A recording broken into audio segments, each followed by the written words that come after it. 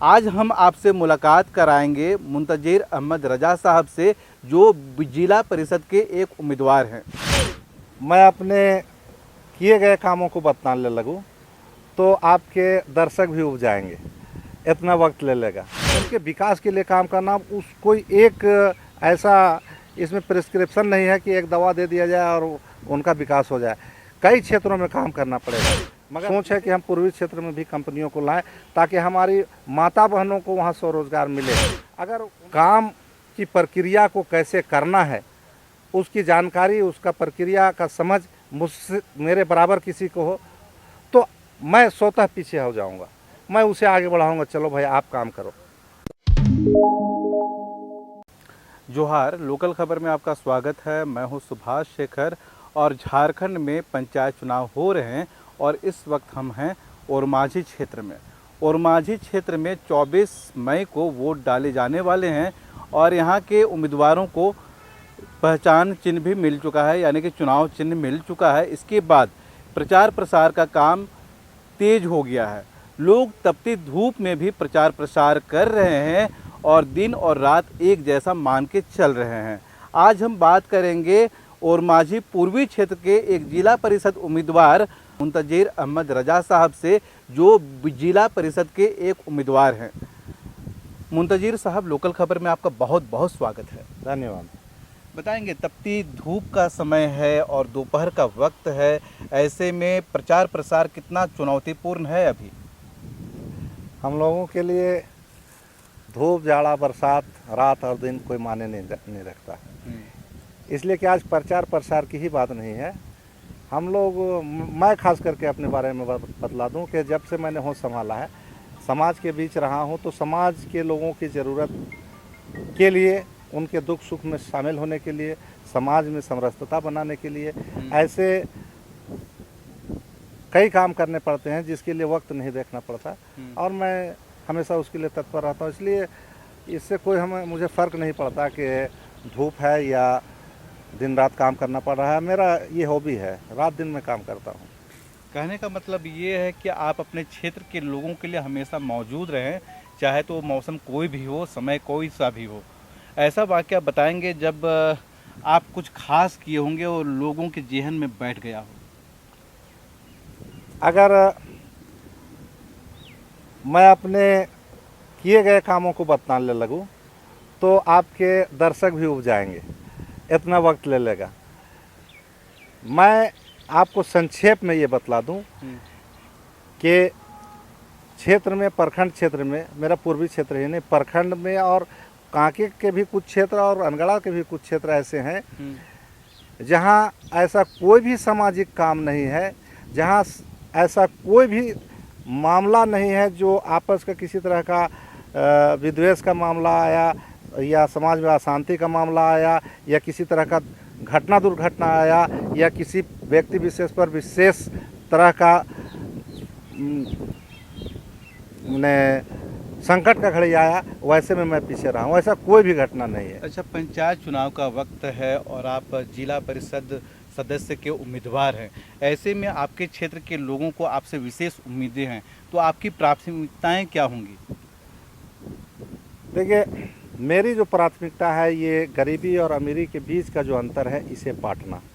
हमारे जो पिछड़े समाज के लोग हैं, आदिवासी समाज है और दलित समाज हैं, पिछले गरीब लोग हैं, ये विकास के राह पर आ नहीं पा रहे हैं। तो उनके विकास के लिए काम करना, कोई एक ऐसा इसमें प्रिस्क्रिप्शन नहीं है कि एक दवा दे दिया जाए और उनका विकास हो जाए।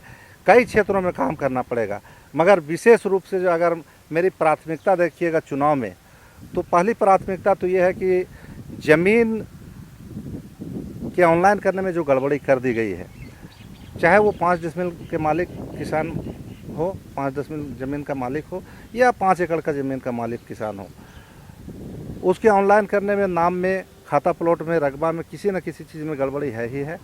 उसकी ज़मीन का कागजात जो है दुरुस्त नहीं होने से रसीद नहीं कट रहा है।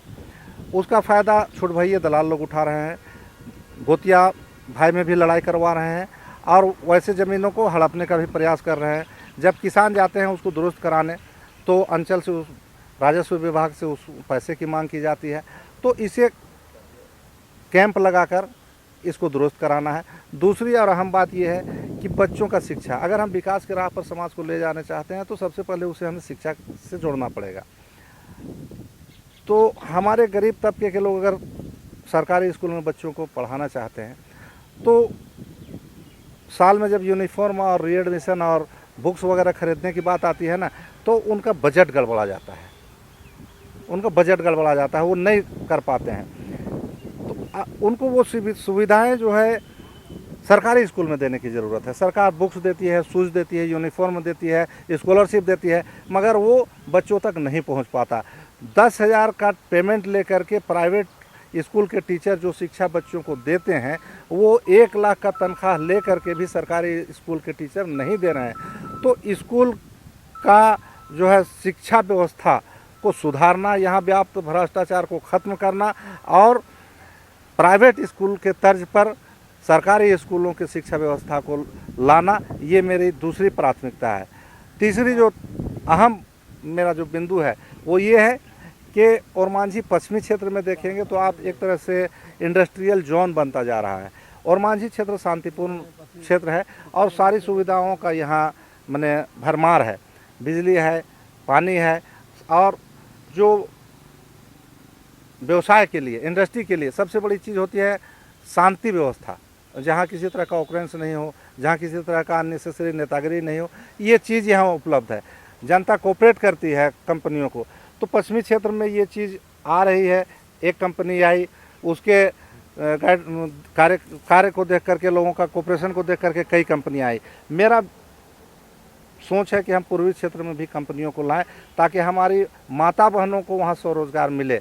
अगर उनको स्वरोजगार मिल जाता है उस क्षेत्र में, अपने परिवार का काम करके, बच्चों को संभाल करके 2-4 घंटा काम करके 200-400 रुपया अगर वो कमा लेती हैं तो परिवार चलाने में आसानी होगा और विकास की राह पर वो भी आगे आ पाएंगे। चलिए, आपकी जो प्राथमिकताएं हैं इसकी फहरिस्त काफ़ी लंबी है और उम्मीद करते हैं सारी की सारी जनोपयोगी साबित होंगी। बताएंगे कि आपके जैसे जो दावे करने वाले आपके क्षेत्र में कई प्रत्याशी हैं, ऐसे में मुंतजिर अहमद रजा को ही लोग क्यों चुनें, क्यों पसंद करें?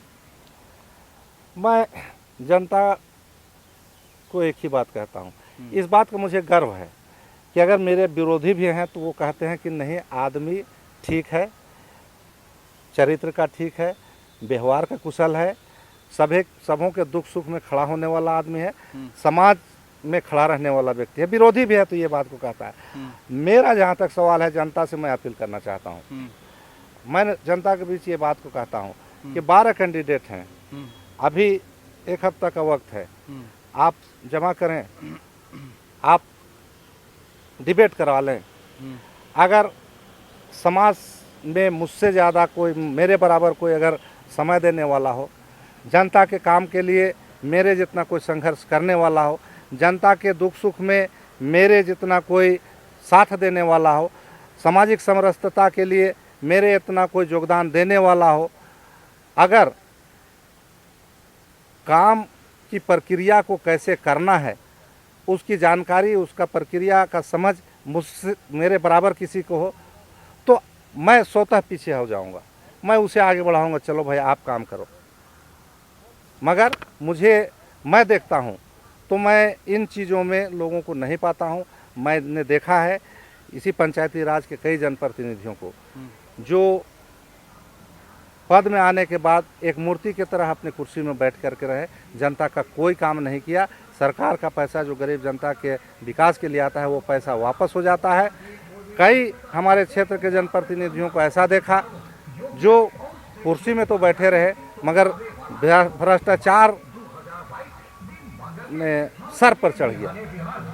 चलिए, लोकल खबर से बात करने के लिए आपका बहुत बहुत धन्यवाद। उम्मीद करते हैं आप जैसे जुझारू नेता, लोगों का जो सेवा करने का जो तजुर्बा है वो काम आए और चुनाव में जो आप खड़े हुए हैं लोग आपको पसंद करें। अब जनता की बारी है, 24 तारीख को ओरमांझी क्षेत्र में मतदान होने वाले हैं। ऐसे में जनता के सामने कई सारे उम्मीदवार हैं, ऐसे एक नहीं पूरे क्षेत्र में 12 उम्मीदवार हैं। अच्छे उम्मीदवार को चुनना है जो उनके वादों को पूरा करे, ज़मीनी स्तर पर काम करे, उन उम्मीदवारों को चुनना है। अब देखते हैं कि नतीजा क्या आता है। हर उम्मीदवार से आपकी मुलाकात कराएंगे। जुड़े रहिए लोकल खबर के साथ।